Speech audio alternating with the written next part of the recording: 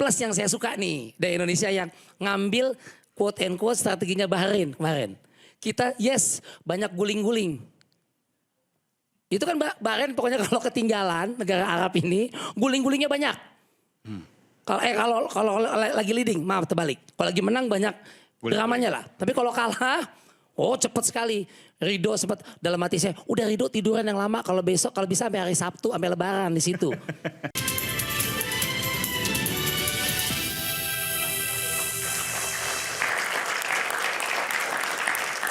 Kemarin ada sempat war ya, secara psikologis diserang oleh pelatih Bahrain yang Dragan Talaic. Kita dengarkan apa yang disampaikan. I'm monitoring and I'm watching too many games of Indonesia. But wallah, every time two new one, but not from Indonesia. Coming from Holland, coming from England, coming from... Wallah, Habibi, you have 300 million people when you are bring players from Holland, Habibi. Okay, that's good, but we respect them too much. And believe me, I don't take care about this game, what you play against Australia. This is not really picture of your team. We know that. We are coming with full respect, but we are coming with full confidence to win the game. Ya, ini biasa mungkin dalam sepak bola, saring menyerang jantung, motivasi lawan. Ya. Tapi saya ingin tanya ke Bung Riko dulu. Kenal sama pelatih ini? Orang mana ya? Ya, kalau nggak salah dari Condet apa Gadok Ciawi gitu. Yang nggak dari sana, dari negara tetangga juga lah. Kalau Anda lihat ini gimana? Pernyataan dia? Biasa, kalau nanti Cywar biasa. Jadi, di bola biasa itu ya? Biasa, Okay. bahkan kita juga ini jangan yang sekelas dunia gitu. Kita kadang-kadang yang kelas-kelas bawah. Cuma kita masyarakat di tarkam-tarkam kampung kadang-kadang baru salaman aja bahkan ini. Nggak sekadar pelatih bercandaannya. Halo salaman, oke pemain salaman.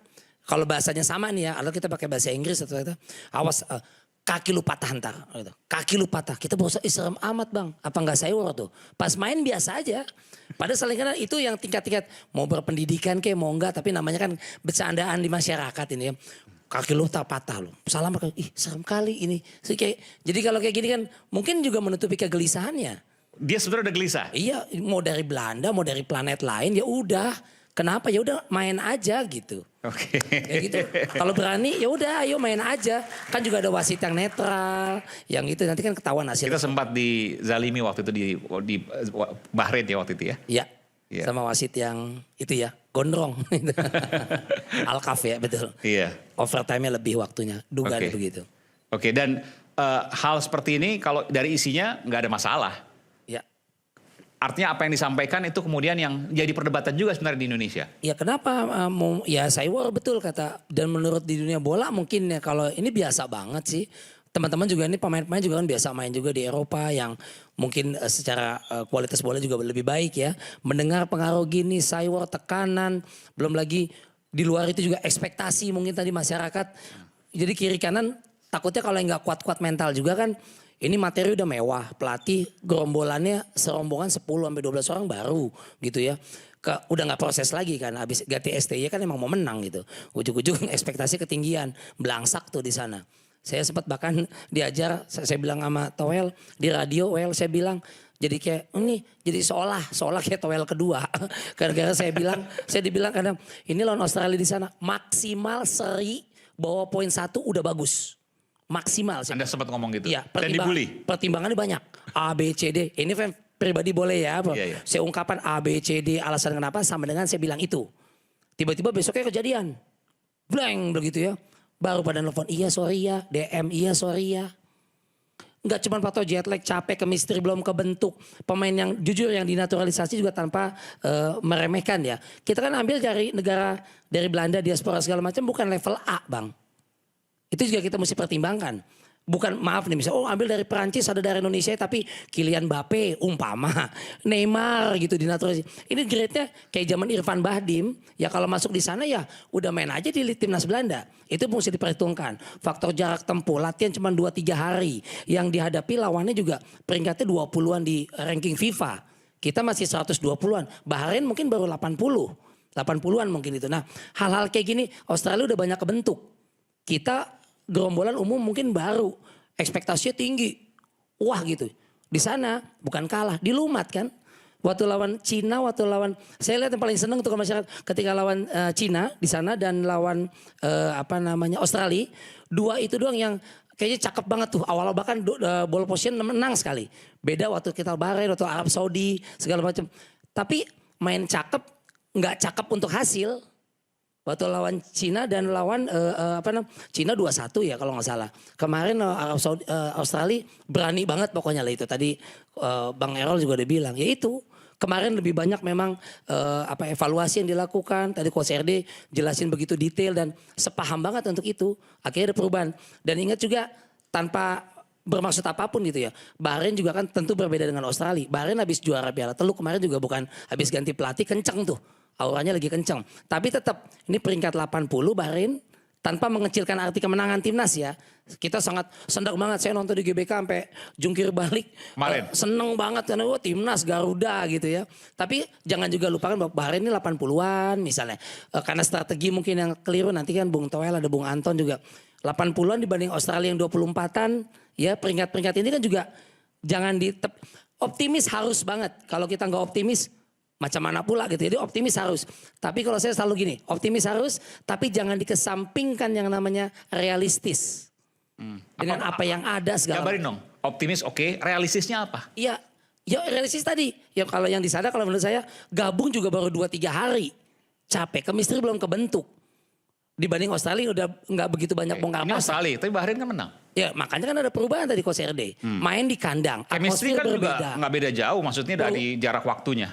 Ya cuman 4-3 hari ya kesini. Iya. Perubahan taktikal kalau saya lihat kata-kata Coach RD bener banget. Ridho dari awal main mungkin seperti itu. Pelupesi udah sebagai penyeimbang. Pemain seolah nggak punya peran. Kayak Sergio Busquets kalau di Barcelona. Saya lihat kalau di Barcelona orang tanya Xavi, Iniesta, Messi. Xavi, Iniesta tengah. Busquets ini kan luar biasa sekali. Nah ini ada di Pesi kemarin. Pelupesi. Jadi Tom Haye bisa Marcelino, banyak perubahan yang dilakukan. Ratnar udah balik lagi, Orat Mangun main kan. Tadi kan karena akumulasi kartu. Justin Hopner juga udah kembali di posnya. Jay sudah duet lagi sama Rido. Untungnya bukan Rido Roma Irama. Nyanyi dia. Coba. Ya tapi artinya pasti udah on the track.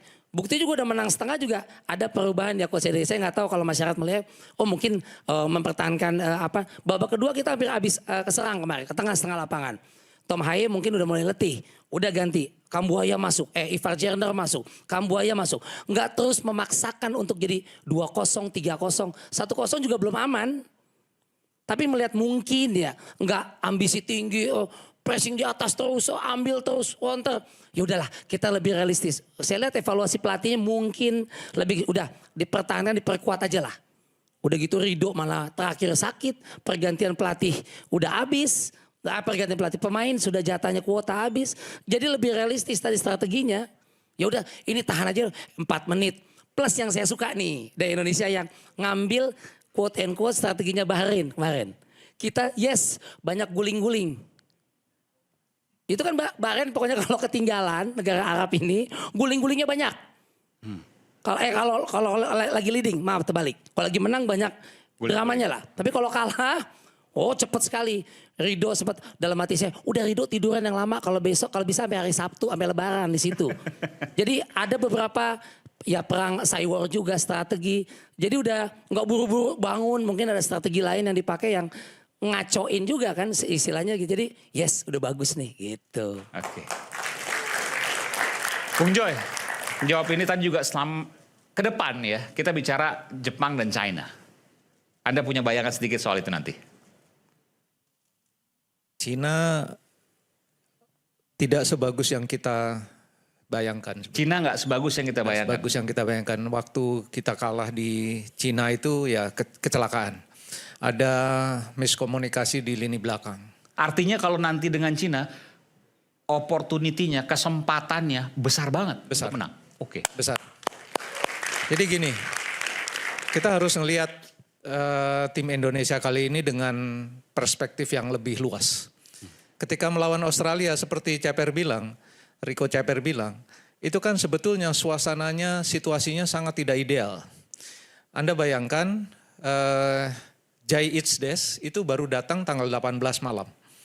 Ya, bergabung, berlatih bersama tanggal 19.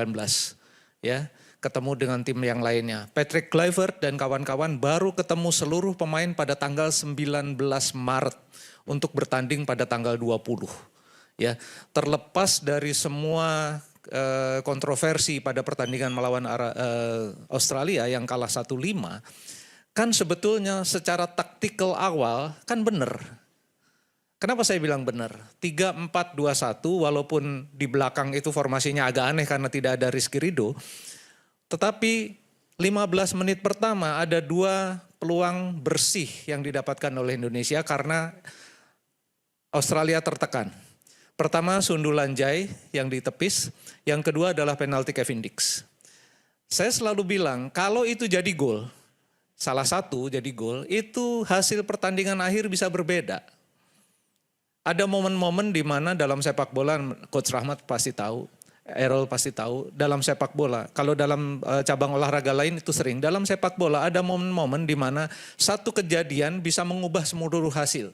Terakhir kalau Muani, Piala Dunia 2022. Kalau itu gol yang juara bukan Argentina, yang juara adalah Prancis. Gitu loh. Ini sama saya artikan, kalau Kevin Dix gol itu, penaltinya, Australia runtuh itu. Nah, karena 2 peluang bersih setelah menekan tidak menjadi gol, saya lihat memang pemain-pemain Indonesia terburu-buru. Keburu asyik menyerang dan meninggalkan lini tengah terutama. Lini tengah yang biasanya intercept, tackling, ambil bola duluan kalau keserang itu bolong. Lihat kan gol pertama dari penalti, gol kedua apalagi kita lihat. Gol ketiga hampir sama, itu gol ketiga Jai Isdes, siapapun yang ada di belakang freezing dia. Membeku. Kenapa? Jet lag. Dia baru terbang dari Itali ke Sydney, terbang 18-20 jam. Ya kan? Lalu besoknya dia harus berlatih, besoknya dia main. Secara umum chemistry-nya memang belum ada. Berbeda dengan Australia, hanya 6 atau 7 pemainnya yang main di Eropa. Mereka sudah berkumpul 1 minggu. Berbeda banget gitu loh. Jadi kalau saya lihat kekalahan 1-5 itu bukan Indonesia kemarin itu.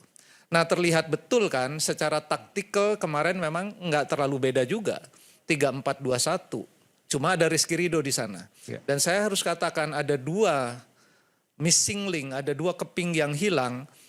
Selama ini adalah sektor striker yang striker murni yang sekarang kita punya oleh Romeni dan gelandang bertahan yang sekarang kita punya Joey Pelupesi.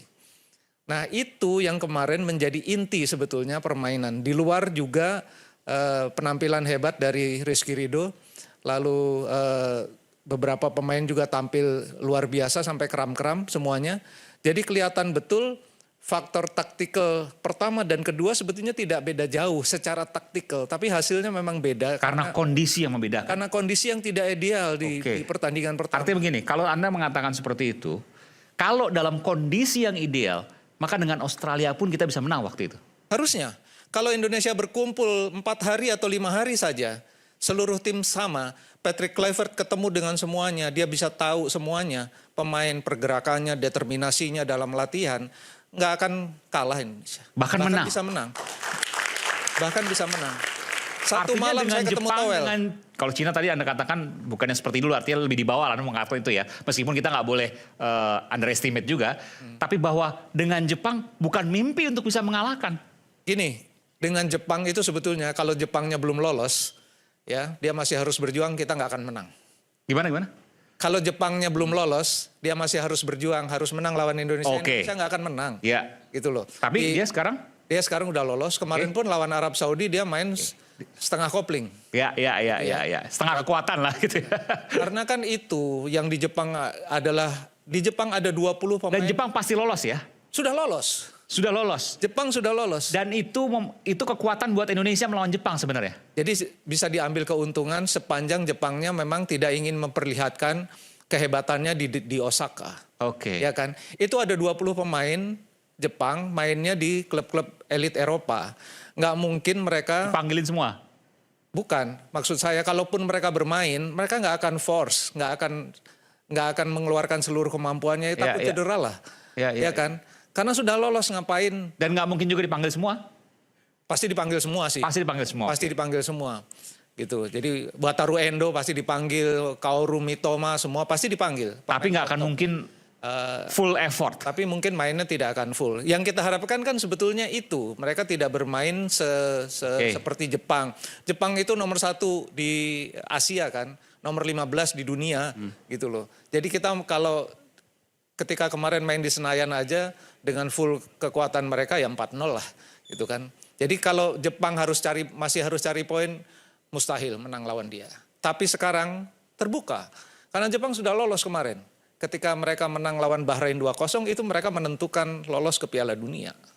Jadi harapan kita sebetulnya menang lawan Cina, saya yakin menang. Yakin menang? Yakin menang. Sekali lagi saya yakin menang lawan Cina? Sangat yakin bahkan. Sangat yakin. Sangat yakin bisa menang. Kemarin itu kan lawan Cina kita kecelakaan aja itu. Kecelakaan gitu.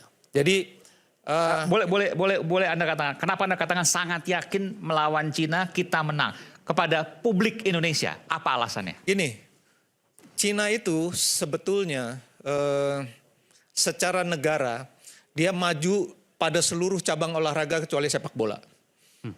Gitu ya, itu diakui sendiri, saya pernah datang ke Cina dan menanyakan sendiri kenapa. Gitu loh. Tapi memang mereka mengakui meskipun mereka pernah ke Piala Dunia dibandingkan cabang-cabang olahraga yang lain sepak bola paling ketinggalan. Nah, itu yang pertama. Kalau kita lihat penampilan mereka juga sebetulnya ketika kemarin berhadapan dengan siapapun hanya dengan Indonesia mereka bisa melakukan perlawanan. Selebihnya kan tidak. Gitu loh. Jadi main di GBK dengan atmosfer seperti GBK nggak mungkin lah Indonesia kalah atau bahkan seri. Menang. Gitu loh. Nah tapi persoalannya memang harus dengan kepercayaan diri yang tinggi. Problemnya adalah mainnya tanggal 5 Juni Aiman. Oke? Mainnya pada 5 Juni, main terakhir adalah kemarin tanggal 25 Maret. Oke. Kasusnya persis sama seperti Indonesia main terakhir melawan Arab Saudi tanggal 19 November 2024. Pemainnya terpencar-pencar, kemudian baru berkumpul lagi tanggal 19 Maret untuk bertanding tanggal 20. Nah jangan sampai kejadian lagi, ini tim yang sudah terbentuk chemistry-nya, kemudian mereka berpisah dan harus berkumpul lagi pada H-3 atau H-4, ini harus keping-kepingnya harus disatukan lagi. Karena mainnya masih tanggal 5 Juni. Iya, iya. Ya kan, sementara jangan mepet lah gitu. Kevin Dix terbang pulang ke Italia, ya kan. Verdong pulang ke Belanda, semua pulang ke Eropa. Hanya tersisa beberapa yang ada di sini. Dan kita nggak tahu apakah Kluivert dan timnya akan bertemu dengan pemain-pemain Indonesia yang ada di Belanda. Nobody knows. Gitu. Jadi jangan sampai terulang kasus lawan Australia. Itu kan sebetulnya misteri yang tidak pernah terpecahkan ketika Kluivert ditunjuk pada tanggal 6 Januari. Ya kan? 6 Januari ditunjuk, akan bertanding tanggal 20 Maret. Saya bertanya berkali-kali, bahkan ketemu Erick Thohir saya tanya, bagaimana siasatnya? Karena memang masih ada 2,5 bulan, tetapi yang saya tahu pemain seperti Jai Isdes dan kawan-kawan itu pada weekend sebelum tanggal 20 Maret mereka kan masih tanding untuk klubnya masing-masing. Kapan mereka kumpulnya? Oh langsung ketemu di Sydney. Oke, langsung ketemu di Sydney. Terus dalam 2 hari bisa berlatih dan ini kan pelatih baru, kecuali pelatih lama ya. Kalau pelatih lama kan udah tahu. Kalau pelatih baru kan dia masih lihat, ini permainan benernya gimana, bukan di video loh. Dan jawabannya? Di lapangan dia determinasinya seperti apa, kontrolnya seperti apa, dalam situasi tertekan dia seperti apa. Kan Kluivert belum lihat. Waktu dia datang ke Jakarta setelah pertandingan melawan Australia baru kelihatan, oh ternyata di belakang itu harusnya Jai Isdes dan Rizky Ridho. Gitu loh, bukan dengan siapa tuh pemain baru itu. Pokoknya aneh lah kan di belakang itu formasinya gitu. Jadi memang 2 hari atau 3 hari bisa kumpul bersama, menurut saya perbedaannya besar, Aiman. Jadi bukan persoalan 2 hari atau 4 hari, itu pemain-pemain profesional semua gitu loh. Jadi kalau mereka berkumpul 3 hari atau 4 hari dapat tuh. Tapi kalau cuma semalam, pelatihnya Jose Mourinho pun gak akan mungkin bisa gitu loh. Jadi lawan Australia itu ya harus jadi pelajaran dalam arti manajemen timnya ini gimana. Ini yang menurut saya melawan Cina nanti yang harus diperhitungkan karena kasusnya akan hampir sama. Mereka akan terbang ke Eropa harus terbang lagi ke Jakarta kan. Itu penerbangan 18 jam gitu loh. Jadi Baik. ya harus dipertimbangkan itu. Oke, nanti akan ada Exco PSSI, kita akan undang juga ke sini, nanti kita akan tanyakan apakah ini akan menjadi pertimbangan yang signifikan yang menurut Anda tadi betul bahwa ini bisa membuat bencana di kemudian hari dalam melawan Cina dan juga Australia. Isu hangat kadang bikin berat, apalagi kalau kita tidak bisa mencerna dengan cermat. Jangan lupa cangkir kopi hangat yang nikmat untuk menemani kebersamaan dalam program Rakyat Bersuara bersama saya Aiman Wicaksono. Saya akan segera kembali.